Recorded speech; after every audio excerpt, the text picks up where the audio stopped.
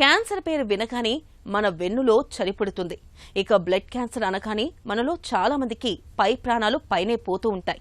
Blood క్యాన్సర్లో myeloma అనేది ఈ కోవలోకే వస్తుంది. మన ఒంట్లో సైనికుల్లాంటి తెల్ల రక్త కణాల ఉత్పత్తి గాడి తప్పినప్పుడు ప్లాస్మా కణాల్లో ఈ ప్రాణాంతక క్యాన్సర్ పురుడు పోసుకుంటుంది.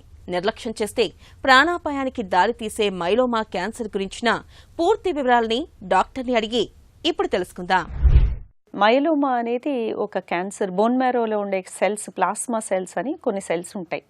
ఆ సెల్స్ నార్మల్గా ఏం చేస్తాయి, అందరికీ ఉంటాయి. ఒక 4-5% ఆఫ్ ప్లాస్మా సెల్స్ ఉంటాయి.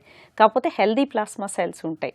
ఇవేం చేస్తాయంటే మనకి యాంటీబాడీ ఉత్పత్తి చేస్తాయి. మనకు ఒక ఇన్ఫెక్షన్ వచ్చినప్పుడు దాన్ని, ఇప్పుడు మెమరీ ఉంటుంది, నెక్స్ట్ టైం దాన్ని ఫైట్ చేయడానికి బాడీలో కొన్ని యాంటీబాడీస్ తయారవుతూ ఉంటాయి కొత్త ఇన్ఫెక్షన్లు రాకుండా.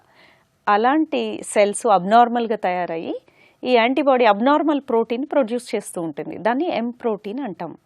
ఈ సెల్స్ బాగా ఎక్కువ ఉత్పత్తి అయితే బోన్ మ్యారోలో ప్లేస్ లేకుండా మిగతా సెల్స్ని డీవియేట్ చేయటము, రక్తం తగ్గటము, ప్లేట్లెట్స్ తగ్గటము, ఆర్ యాంటీబాడీస్ తయారు చేయటం లేదు కాబట్టి ఎక్కువ ఇన్ఫెక్షన్స్ రావటము, ఆర్ ఈ సెల్స్ బోన్స్లోకి వెళ్ళి ఎఫెక్ట్ చేయటం. సో మైలోమా వల్ల మల్టిపుల్ ప్రాబ్లమ్స్ రావచ్చు.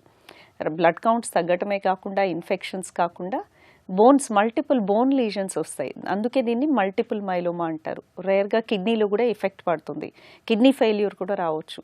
So older patients back pain కానీ, కిడ్నీ ఇంపైర్మెంట్ కానీ, రక్తహీనత కానీ ఉంది అంటే ఇమ్మీడియట్లీ మైలోమా స్క్రీన్ అనే టెస్టులు చేసుకోవాల్సి ఉంటుంది. లైక్ 2 స్పెసిఫిక్ బ్లడ్ టెస్టులు ఉన్నాయి. సీరం ప్రోటీన్ ఎలక్ట్రోఫోరెసిస్ అని, సీరం లైట్ చైన్స్ అని. ఈ 2 టెస్టులు నార్మల్ ఉంటే most of the time we can say అంత మైలోమా లాగా లేదు అని. సో ఇది బేసిక్ స్క్రీనింగ్ టెస్ట్ లాగా పనిచేస్తాయి. So it is a cancer, but దీనికి చాలా ట్రీట్మెంట్స్ ఉన్నాయి. Even stage 4 disease, even kidney failure వచ్చినా కూడా రికవర్ అయ్యే ఛాన్సెస్ చాలా ఉంటాయి.